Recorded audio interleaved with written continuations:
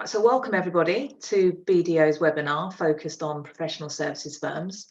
My name, for those who I've not met already, is Anna Jarrold, and I'm one of the tax partners at BDO focused on advising professional services firms.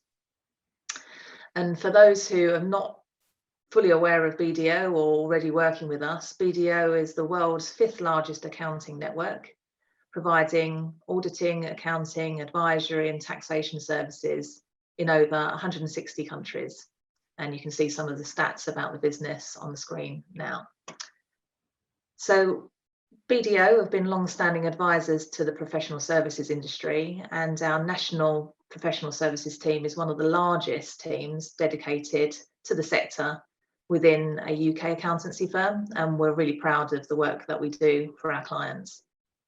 So through our strong sector focus, we work with a full range of clients, from boutique firms, startups, businesses that are going through change, through to really large global businesses, which include privately owned partnerships and companies, as well as those listed on stock exchange and private equity backed businesses. So the full ambit. Our speakers today, as I've mentioned, are Jason Land and Martin Jackson. So welcome, thank you for joining us. Jason is a principal and Martin is an associate director, both of whom sit within our tax assurance and risk governance team, and people that we work with on a regular basis within the professional services world. And as you'll hear today, more and more so.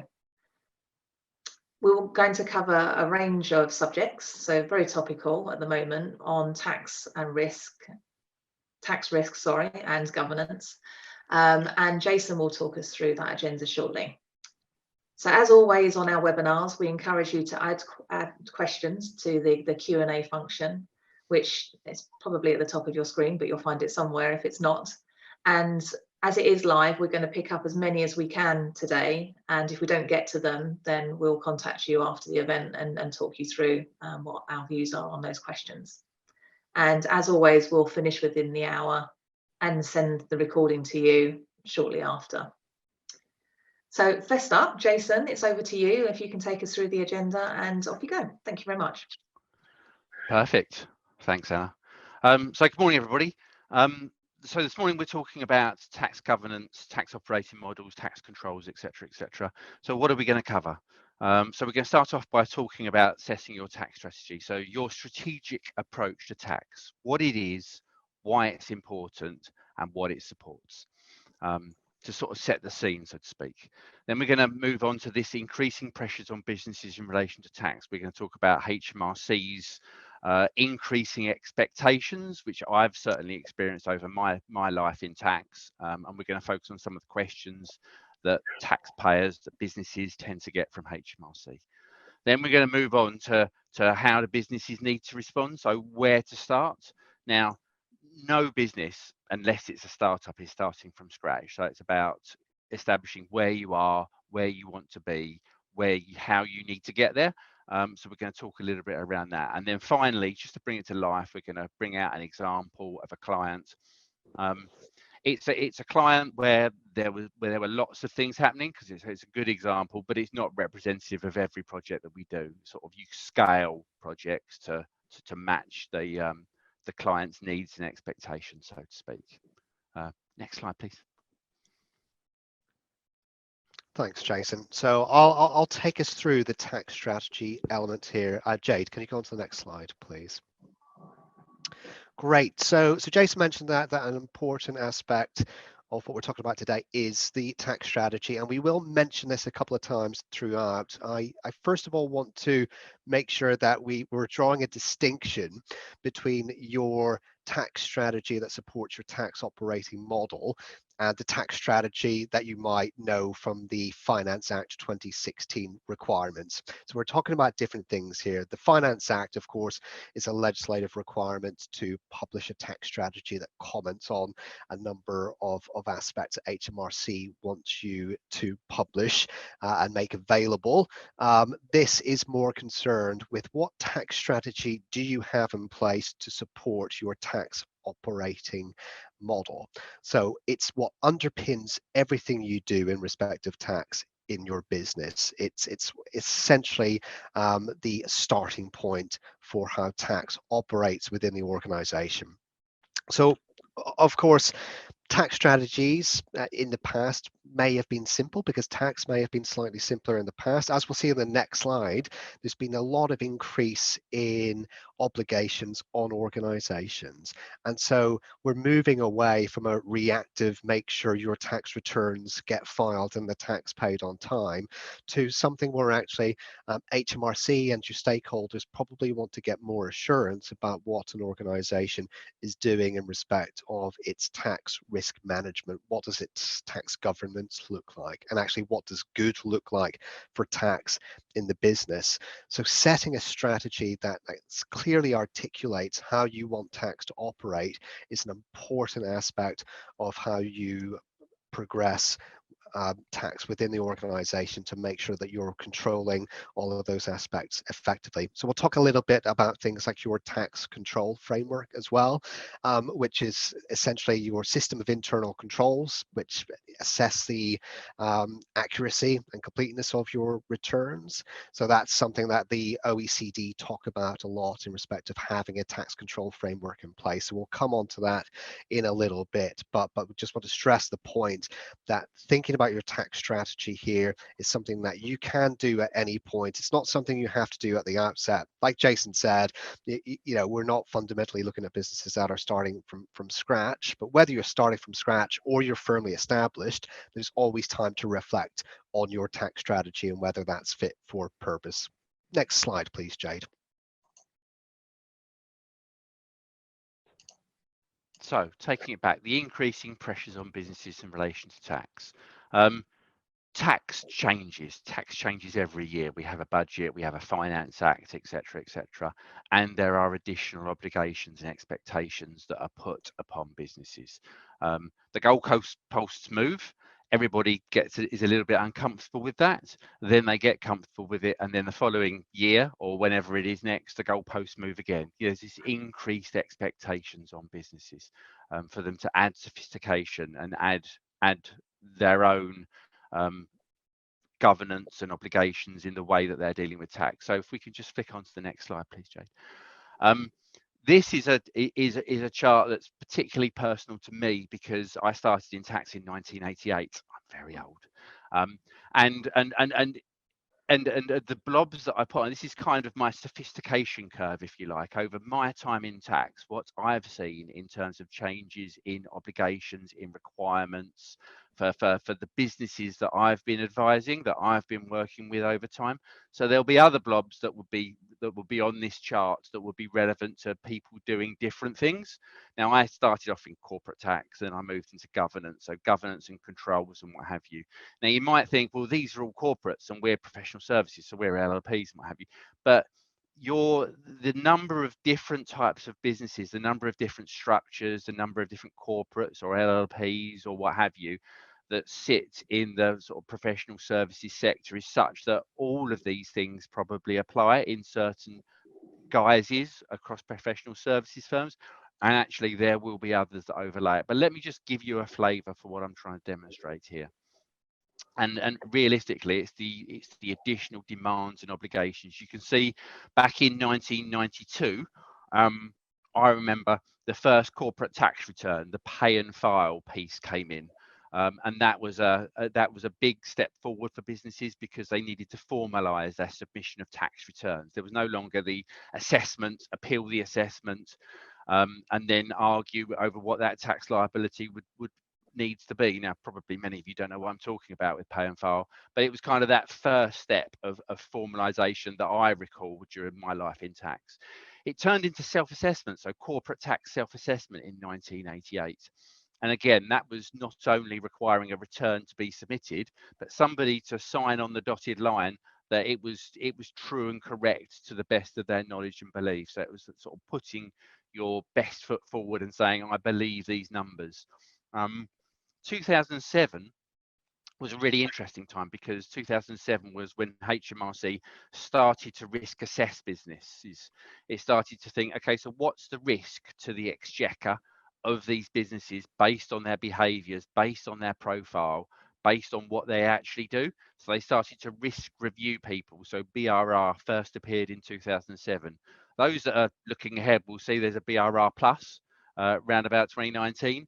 That was the refresh of that. That was adding formality, adding more governance. There's 24 low risk indicators they now look at, but BRR was sort of the initial part of that. Then we moved to 2009 and senior accounting officer. So this required businesses to implement appropriate tax accounting arrangements and somebody, a senior accounting officer, to take responsibility for that. And that was really the first time in tax that we started to talk about processes, governance and controls. Before that, it was about effectiveness. It was about ensuring that you weren't overcooking the egg, so to speak. And now we were talking about controls and governance. And that was really the stepping stone, the change that required people to really think about what they were doing and to put themselves behind their numbers and what have you. RTI came in 2012, and that was the first technology-based requirement that started to push people to have data in their systems. Now, data in systems is something you'll all be familiar with now, right? All your tax returns are based upon data from your systems, and we're increasingly seeing obligations to file electronically through APIs, through digitally connected systems with MTD. If you jump ahead to MTD for VAT, there are various other MTD initiatives.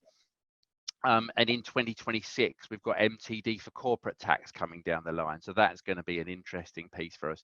But we started to build that technology piece and the requirement to get good data.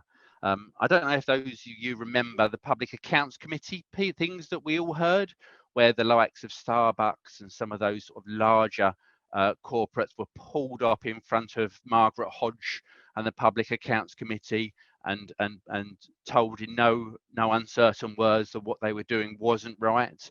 The heads of the big four firms were all called up, and they were asked to answer for some of the schemes that they were I'm not going to use the word peddling, but some of those schemes that they were implementing for their clients. That really pushed a real marked change in away from structuring, away from some of those more aggressive tax planning pieces. And the tax strategy legislation sort of came out in 2016 to underpin that. So walk the walk, tell us what you're doing, tell us your approach to this, tell us what governance you've got in place, tell us about your stakeholders. Well, with the tax strategy legislation, stakeholders means HMRC as far as they're concerned. But it was all pushing people to publicly state what they were doing, and then HMRC could use that in order to drive that risk assessment piece and actually analyse what the business was doing in comparison to what they were saying. Yeah. Then the corporate criminal offences. Oh, is there a question? No, carry on. I'll ask you later. It's all right. I want to just delve into something, but you carry on. Okay. The corporate criminal offences legislation came along next, or certainly on this chart, it came along next. And that introduced the equivalent of the Anti-Bribery Act, but around the facilitation of tax evasion. And that's driven a lot of businesses to, well, it should have driven every business to undertake a risk assessment and put in place those controls and that governance that we've sort of been looking at since 2008, 2009 across the facilitation of tax evasion for them and their associated persons. And there's a requirement to refresh that because no business stands still. There's many businesses that we see who are still implementing defences against that against the prosecution under that piece of legislation. And actually, there are many businesses that are refreshing that. I'm working with a number of professional services businesses around that at the moment. And then BEPS, CBCR, you can see the continuing trend and the connection of these blobs getting closer and closer together. As I say, the goalposts move, everybody gets comfortable, the goalposts move again. This increasing requirements to self-govern, to act not only as a taxpayer, but as a tax collector, do the right thing and pay what HMRC perceive to be the right amount of tax, is a journey that is A, unrelenting, and B, continuing to grow. And I think it's something that will only grow further going forward. And that requires people to implement effective governance, effective controls, an effective tax operating model, starting with that strategy piece that Martin said in his previous slide. But there's an overarching journey here that people are on. Anna, did you have a question? Well, I was just well, it's an observation and then it's also a question. And it was the point that you've made that a lot of what you've been talking about is a build on what's come before. So what's come before hasn't disappeared, it's there still, and then you're adding more to it. And the number of things that get added to it is increasing exponentially. So your curve is sort of, the curve is being steeper over recent years and months. So do you see, clients out there may not be having to deal with some of these things yet because some of them are size related, and therefore when they do get to that point, there's an awful lot that they have to do. So are you seeing any common themes that clients particularly struggle with, that, to sort of give our audience a bit of a heads up of the sort of things that, you're seeing quite a lot of? Yeah, it's a good question. Thank you. I think the necessaries, the getting your tax returns submitted, I think that's clearly a non-negotiable that businesses need to do, because if they don't do those, HMRC are immediately raising flags, raising questions. And some of the initial formality around, let's say, for example, submitting a senior accounting officer certificate and notification, doing that is fairly straightforward, but businesses tend to struggle with, okay, so what underpins that? What's the right amount of review? What are the right level of controls that need to be in place that sit underneath that? And similarly, there's no filing requirement around CCO. If you're not subject, if you don't have a customer compliance manager with HMRC, then the chances are you might not get asked any questions around CCO. But the issue you've got there is that if the National Crime Agency or the Serious Fraud Office identify that there's an issue for those businesses, the defence that they have can only be the defence that's in place when the facilitation of tax evasion event arose. So there are these sort of UTTs, the uncertain tax treatment pieces, and mandatory disclosure requirements. We had the flop of EU MDR, we've got UK MDR coming. Those things that don't require a specific filing are quite often the ones that get left behind and people struggle with. And then when they do get asked questions, there's a rattling of papers, a scuffling to find a phone number, and it's kind of, can you help us now? Can you help support this? So we tend to see people playing catch up with elements of the tax legislation that don't require you to do a full and frank submission to HMRC. Yeah, and that's quite difficult in hindsight, as you say, for some of the things that are on this list. Other things, historically, people used to think, oh, wait until I get asked about that. But that world is disappearing.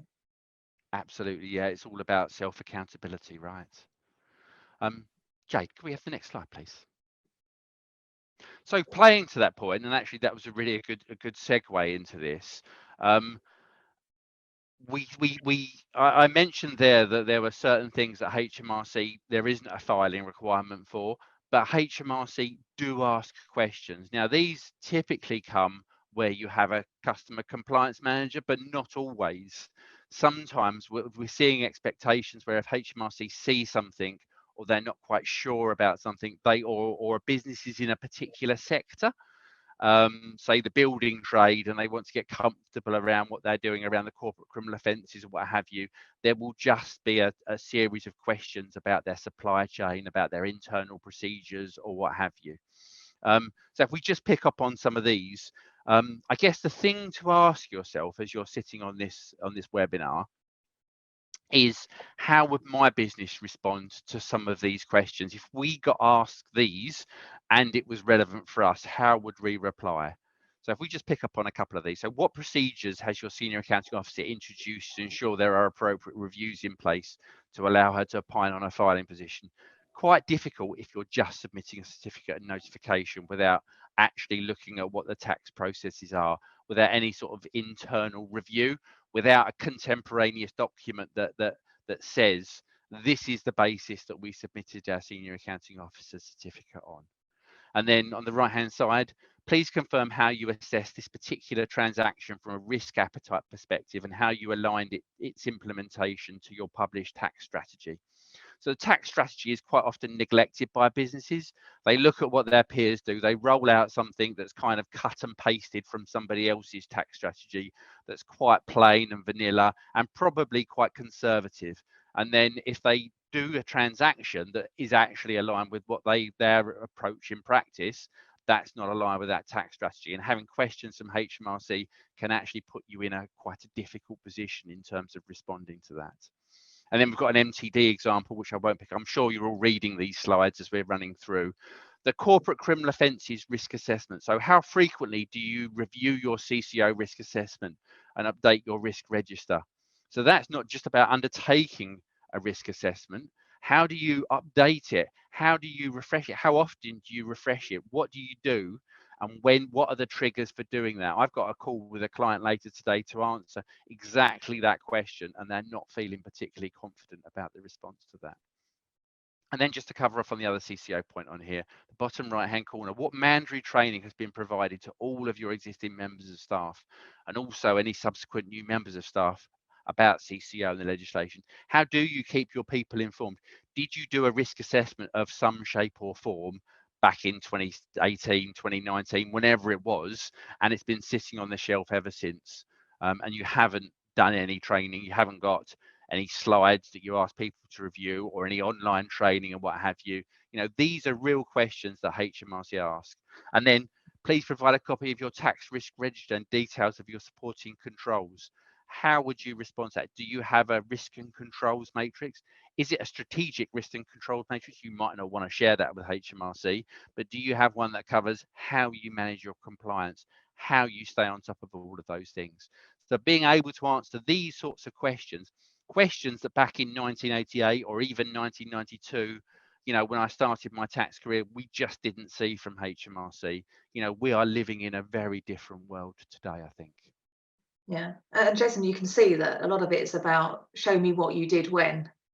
So not, you know, what does it mean going forward, but give me the evidence of something in the past, which you obviously can't then just fill in the gaps. So I think that is a theme.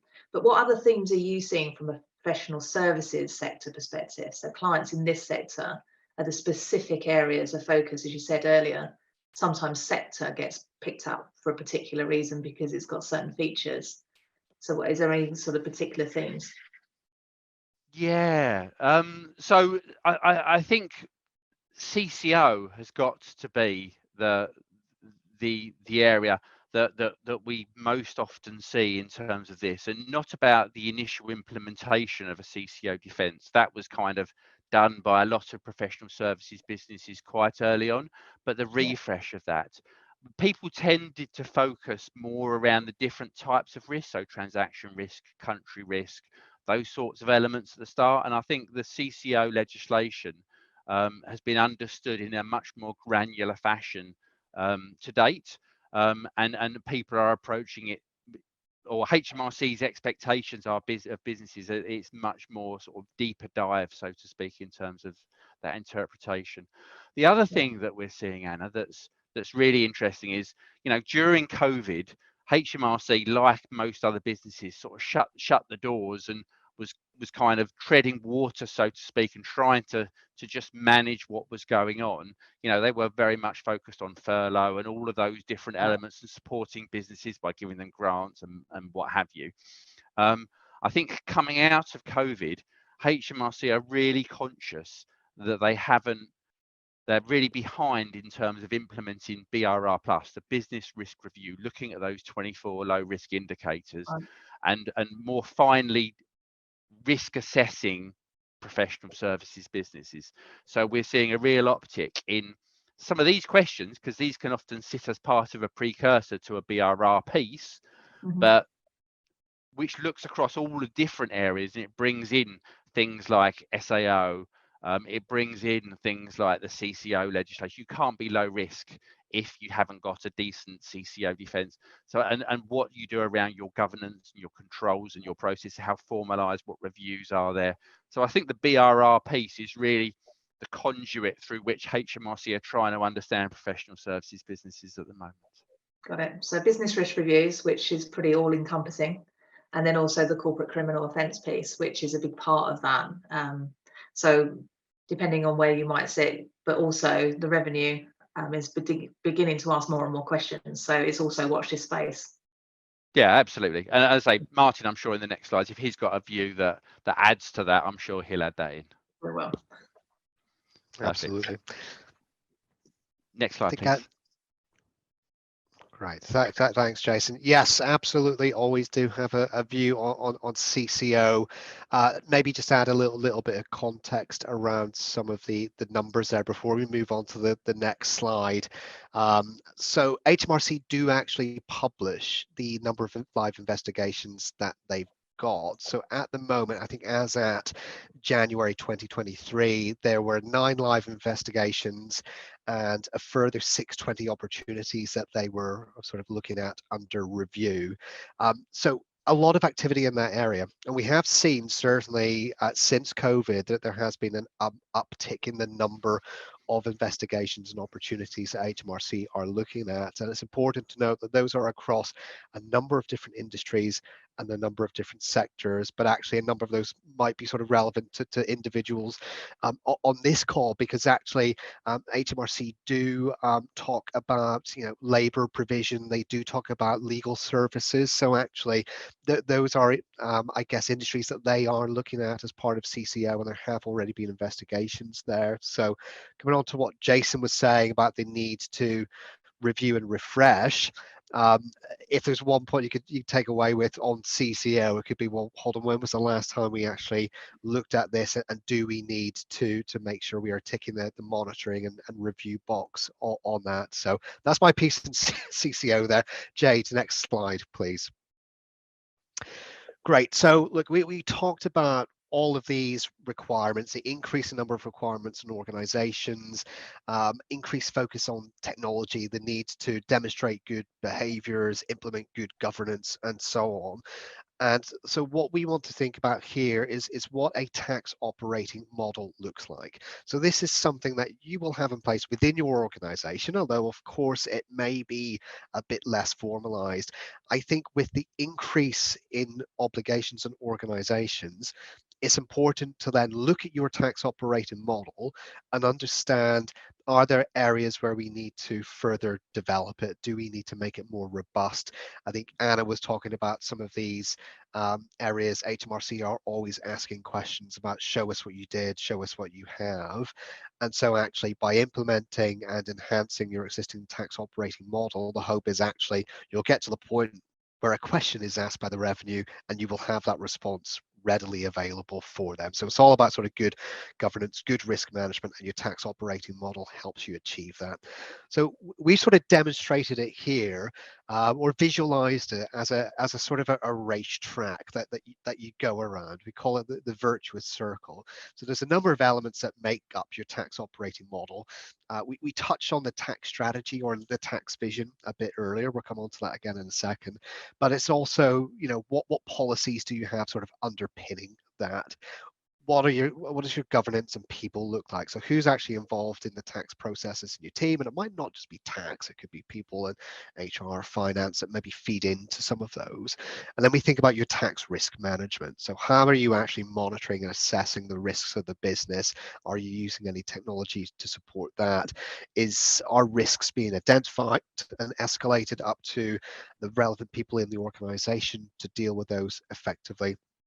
And then we look at some of the sort of relationship and external factors as well. So relationship not just with HMRC, but relationship with other stakeholders, interested parties, and even those internally. So we talk a lot about relationships with tax teams and how they need to be a partner to the rest of the business. So really important that tax is able to provide assistance to wider parts of the organization from a commercial perspective, whether it's on transactions or sort of other initiatives that might be happening. Tax needs to be seen as a business partner.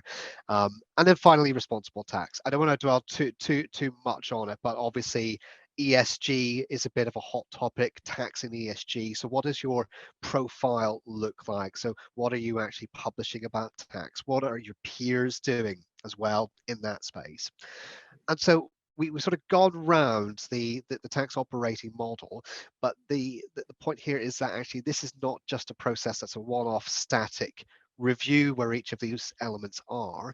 It's actually something that you should be doing on a continual basis, because obviously the world changes, your business changes, and the legislation changes as well. So none of these elements will be static. Over time. You may need to make tweaks or enhancements as your team grows, as you enter new markets, you do new things as an organization, or it could be that as you go around, actually, you're pretty comfortable with where you are. But we'll talk about how to formally assess that in a moment. But I guess just one takeaway about the benefits of doing this is that really there's a few points there, but I want to highlight the culture of no surprises is quite key. Again, going back to what Anna said about HMRC asking questions and show us what you've done. Again, an organization that has got a good operating model in place will be able to manage those risks and demonstrate that, look, we know what's going on and we do have that culture of no surprises. So a very important point there. Jade, next slide, please. So as we saw on the last slide, one of the elements of the tax operating model is the vision. So I want to talk here again, sorry, just got a little bit of hoarse in my throat. Apologies. Let's try that again. Okay, so the tax vision should be something that's supported by your tax policy. So we talked about how important it is to set the strategy for your tax operating model earlier in the presentation. And so in doing so, you should be setting out how you want tax to operate within the organization. But you should have a policy that sits underneath that, which essentially sets out the expected standards of conduct for taxation. So who should be involved, what happens, how are things reported, and importantly, what good looks like. So having a policy that sits underneath your strategy is an important aspect of your tax operating model to make sure that it's working effectively. And again, this is something that doesn't necessarily have to be static, something that represents the current state. It can also be aspirational.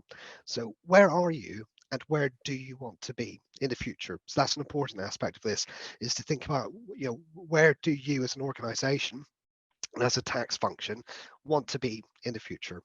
Next slide, Jade.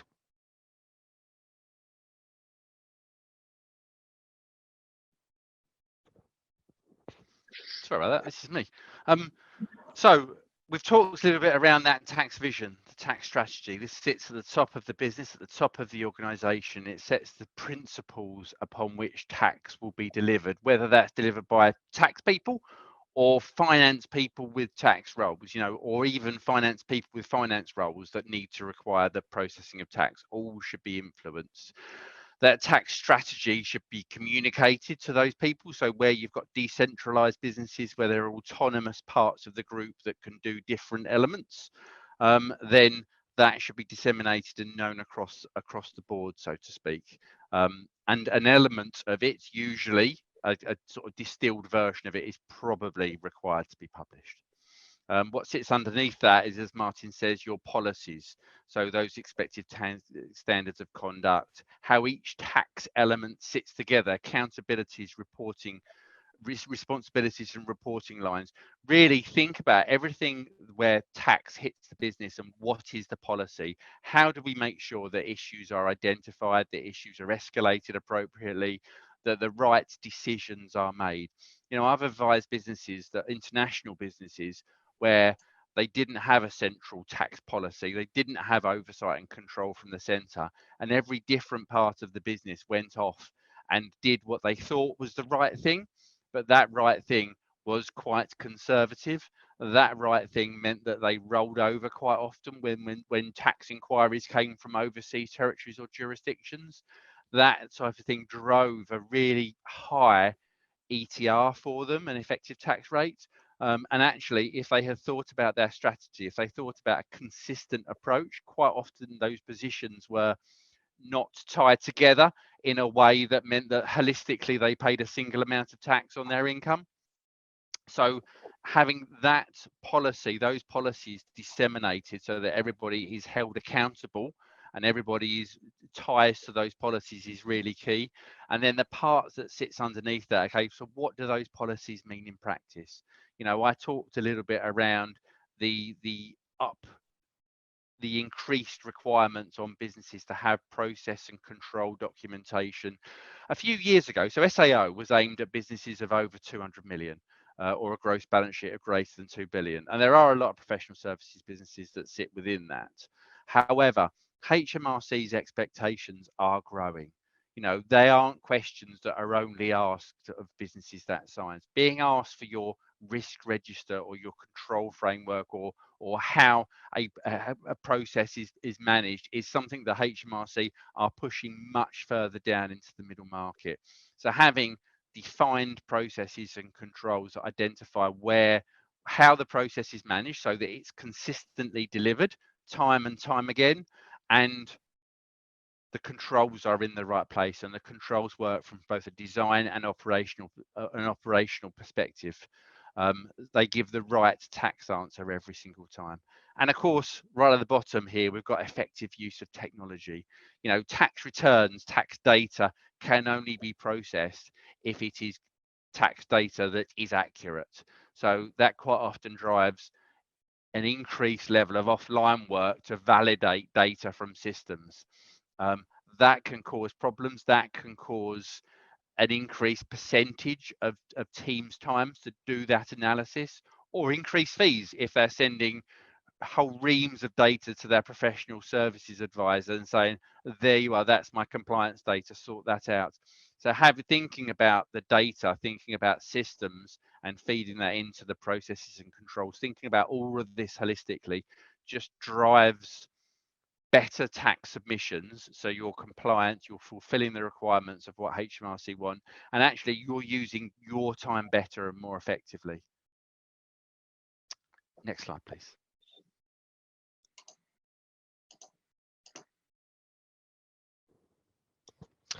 Okay, thanks, Jason. So where to start? I think fundamentally we've talked about all these things you should be doing and looking at as part of your tax operating model, but where do you actually begin?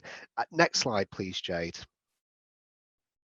Okay, so we're having a look at the tax operating model again at the bottom there, and obviously looking at each of these elements, it's important to understand where do you currently sit? What do they currently look like? Every organization, of course, will be on a sort of a different place in their journey, but they will want to understand, well, actually, you know, what do I look like in terms of my governance and people? Is that appropriate for my organization, or do I have appropriate sort of tax risk management mechanisms in place against my peers? And actually, are there areas for improvement along there? So if we go to the next slide, Jade, what organizations then will want to do is to undertake an assessment of where they are.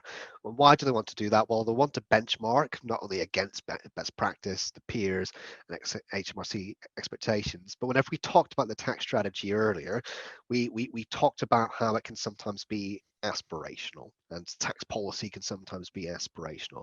So not only does a business want to understand where they are, in order to understand how do they get to where they want to be, they need to know what the gap is. So fundamentally, a way to do that, a tried and tested methodology to understand where an organization currently sits, is to use a maturity model, which essentially looks at sort of 5 stages of maturity, level 1 through 5, from ad hoc all the way to optimized, to understand where they land in respect of each of the areas of their tax operations. So this could be something, an assessment they could do to understand, okay, well, do I have an appropriate level of sort of people and resource in place to manage tax within the organization? Is there correct level of tone at the top, and how does that benchmark against other organizations and sort of best in practice? So where do I currently land? So am I sort of level one, very, very ad hoc, nothing formalized at all, or am I best in class? And there could be a whole range of things sort of in between, in the middle. And actually, thinking about SAO, which we talked about earlier, SAO sized organizations, um, obviously they need to be able to demonstrate they've got appropriate tax accounting arrangements to HMRC. So that doesn't necessarily mean they have to be best in class, but they certainly have to be good. So again, those types of organizations in respect of some of those areas certainly might be targeting sort of that level 3 or perhaps level 4 to demonstrate they've got the appropriate controls there. But until you sort of undertake the current state of where you are, you're not going to be able to assess how do you actually get to where you want to be. So that's the importance of undertaking an exercise like this to understand it. Yeah. I guess that there is something to say that people that are responsible, whether that's a head of tax or whether it's a senior finance individual, will probably have a feel for some of the symptoms that are driving them to feel like they're under where they need to be, but they won't really have that quantified for them without doing that assessment piece. Sorry, Anna, you were going to ask a question, weren't you? I think it was pretty much the same thing, which is just how do you go about that? So, I mean, sometimes you can feel, can't you? You can sort of, when you look at your own fitness, you think, well, and then actually you get a doctor and they say, well, sorry, but you're a bit delusional there. So, Well, what tools can you use to sort of work out whether or not your sort of current view of yourself is accurate or not? yeah, well, I mean, I know with our clients, we sort of use a similar maturity model tool to sort of help organizations do that assessment. So we kind of see it, and you made a really good point there about the fitness thing, Anna. It's almost like doing a health check. And it is actually something that organizations should probably be thinking about doing a little bit more often. Of okay, so where are we? Does this look right? And is it appropriate for our size? For our size, scale, and complexity of the organization? Is it fit for purpose? And so doing these sort of exercises on a semi-regular basis should help organizations make those assessments. Next slide, please, Jade. So in the earlier slide, I mentioned that data as well. So data sits as part of this, and HMRC's expectations of data submissions are, as I talked about with RTI in 2012 and the various VAT, MTD obligations, and we're moving towards MTD for corporate tax. There needs to be a more systemized way for businesses that have been needing to respond to this, but still we're seeing clients drawing data from their underlying ERP data, scrubbing that data, analyzing it for a particular purpose, using it for that purpose, and then throwing it away effectively, getting data from systems again for another analysis, and doing that analysis and providing that output. They might even be preparing analyses because they were asked to prepare it 3 or 4 years ago by an auditor that's never looked at it since. So people tend to spend a lot of time analyzing data or reviewing and updating and just dealing with it. It looks messy, as you can see on the left-hand side here, but actually it uses an inordinate amount of time, and MTD is driving people to be more systemized in their approach. I've reviewed businesses where they said we've got a really efficient corporate tax compliance process, for instance. So Julie analyzes legal and professionals every month, takes her about 3/4 of a day, and she'll do the same for repairs and renewals. So at year end, when we're doing our provisioning, when we're doing our tax calculations, it's really easy. It's a really efficient process. And it's a case of, no, Julie's spending 9 days a year analyzing legal and professionals and 9 days a year repairs and renewals. Actually, that's a really inefficient process. It's just delivered really timely when you need it. And thinking more around, okay, I can't cut and paste data any longer with MTD. I need to have that digital link. So what can I do in order to systemize this so that A, I'm spending less time analyzing, and B, the data I get from the systems can be better relied upon.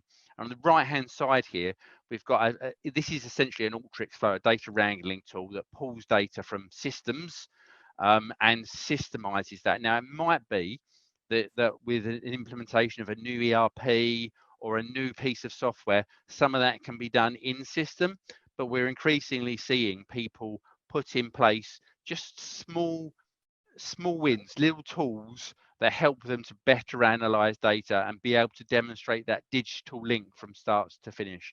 It's something that's not going away, and data wrangling tools are becoming much more sophisticated and being used much more widely.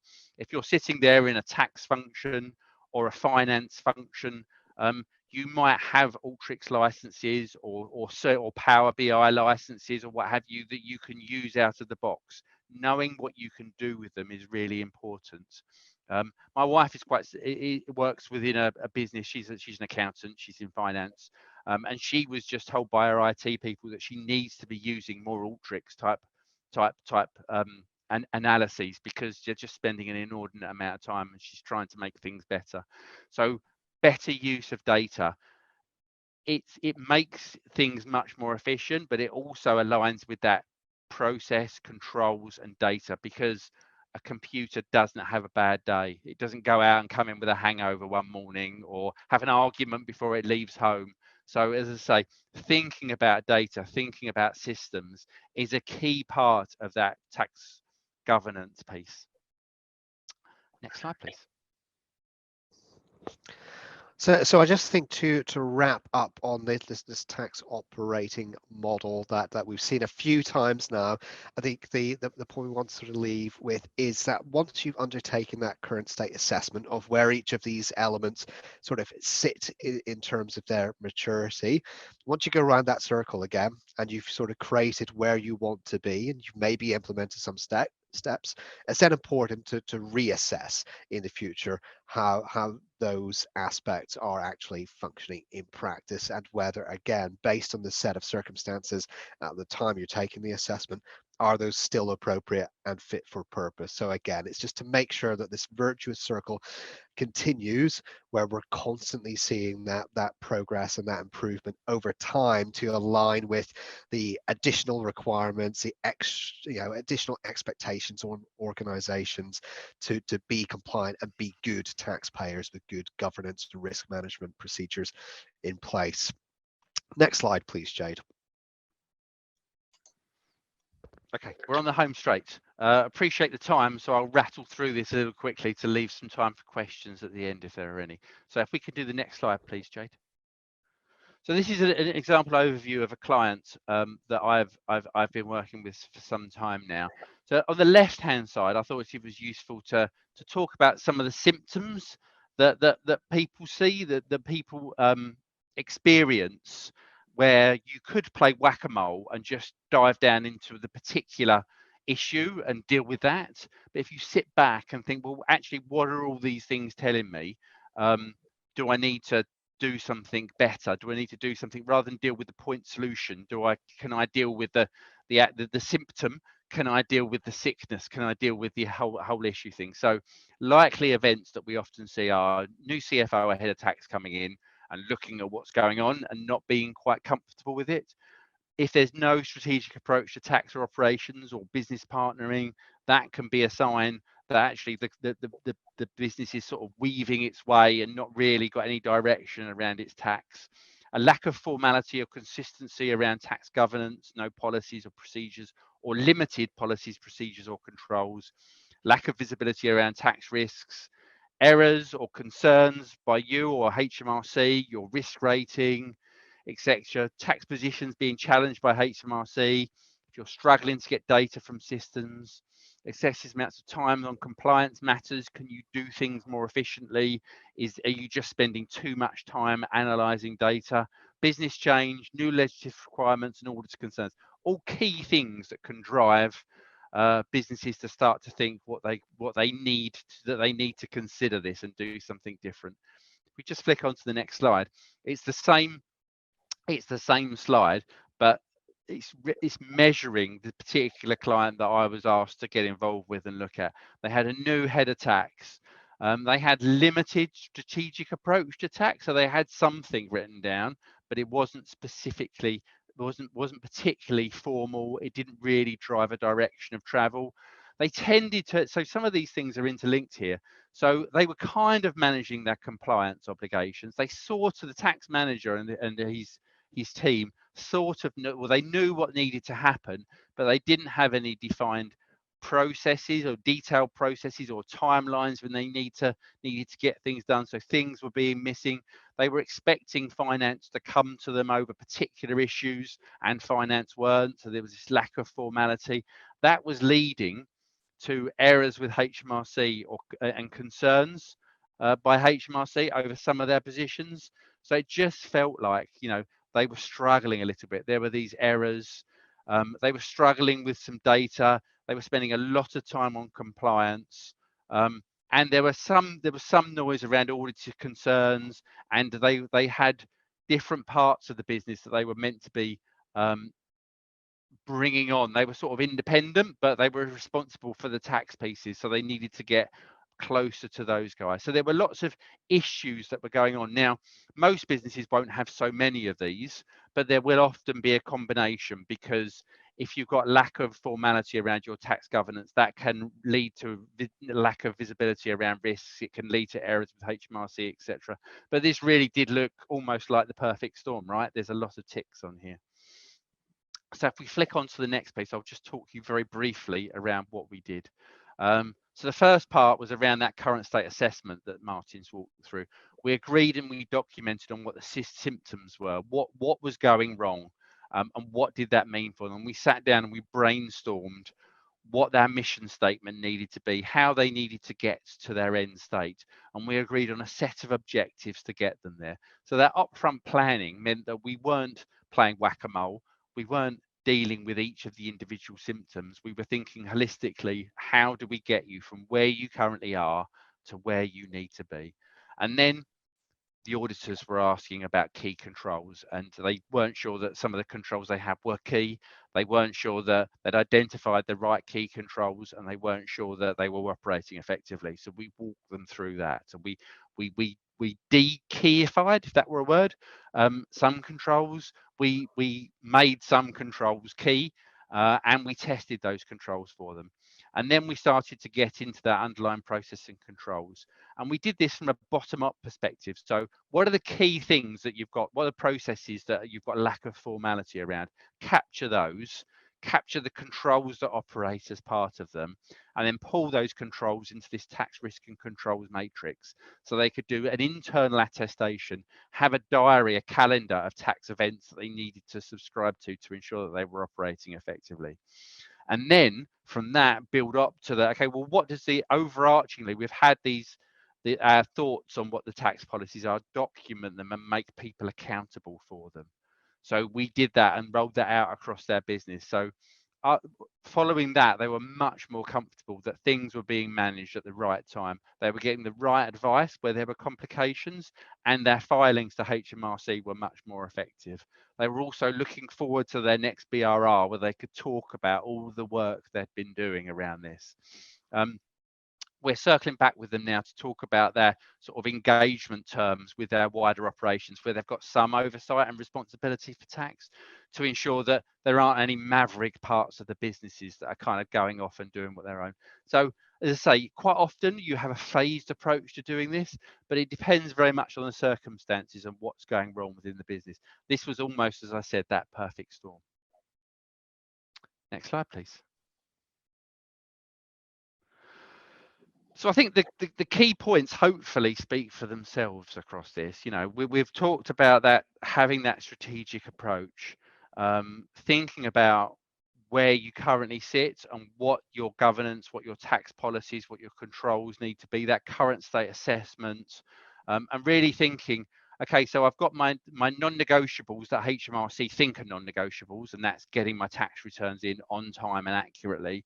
But what are all the other things that I need to do to ensure that I'm compliant? And if I get some sort of prompt from HMRC, or I'm going into my next BRR, or I'm being asked certain questions, I can be comfortable that I'm supporting that. So just be cognizant, I guess, that there are increased obligations continually being layered on. And if you don't keep up, it's very easy to drop behind, and then it's very difficult to catch up.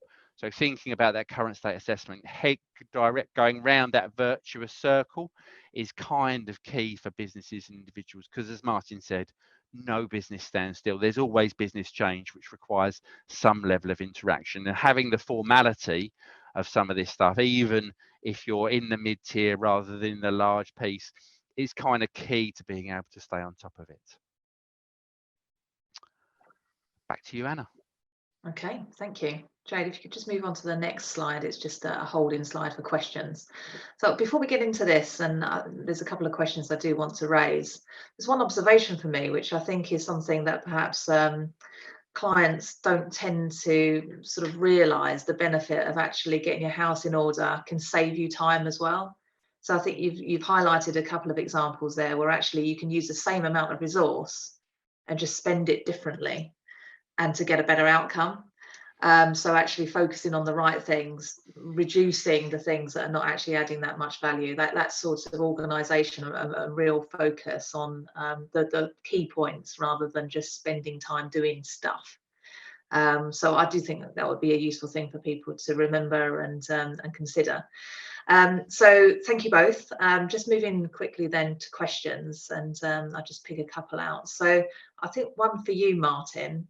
We talked about the different stages in businesses' growth cycles, and businesses can be quite stable, and therefore that what the picture that you're looking at is going to be the same for a while. But what if you've got a business where it's particularly fast growing, for example, and so what the picture is today might be very different tomorrow? Is it still worth going through assessing where we've got to in that model of assessment that you were talking about? Well, I think as I explained earlier, Anna, there certainly is, because I guess part of the aspect of that maturity model is to sort of pick up on whether there's any gaps. Remember, we talked about it being almost a diagnostic health check type exercise. So on that basis, then there is certainly value, because you might not be using it necessarily to say, well, from an aspirational basis, this is where we want to be.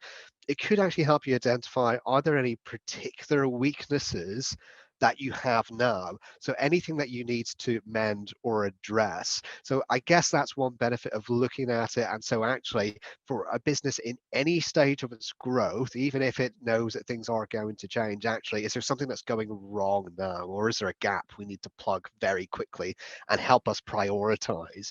And actually, as you grow, knowing what your priorities are going to be is actually very helpful. Okay. And Jason, one for you. And unfortunately, it's a rather broad question, so you're going to have to really think about how you answer this. But when you're looking at technology, and you talked about technology a lot, so not necessarily just the tax technology itself, but the technology available at businesses and how the data is fed into different systems, etc. But when you're looking at the range of solutions in the marketplace for automation tools, particularly around tax provisioning software or other things, what are the key considerations that people should be looking at? Where do you start with this? Yes. Okay. I think it's important to think about your technology strategy, right? Because you can't look at tax in isolation, what you need.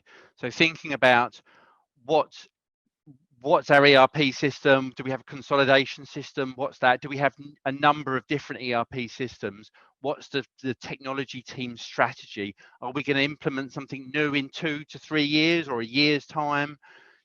Aligning what you're going to do for tax for that, because there might be some bigger transformational changes you could make down the line. If you've got a basis where your systems are going to remain static for 2, 3, 4 years, whereas if they're going to change in the next 18 months, you might be doing something more strategic, like an Ultrix type flow, rather than implementing more of these large ticket things. So it's almost Jason, sorry, we'll have to stop there, because we did say we would finish on the hour, and we're on the hour. So I think the point is look at the bigger scheme of things and look at the plan. So make a strategic review rather than fixing bits and pieces. So look, thank you very much to you, Jason and Martin. It's a whistle-stop tour. There's obviously a lot there. We will send around the slides and also the recording. And if there's any questions that people want to explore further, either on a future webinar or, you know, with Jason and Martin direct, then please do let us know and we'll come back to you. Thank you, everybody. Have a good day.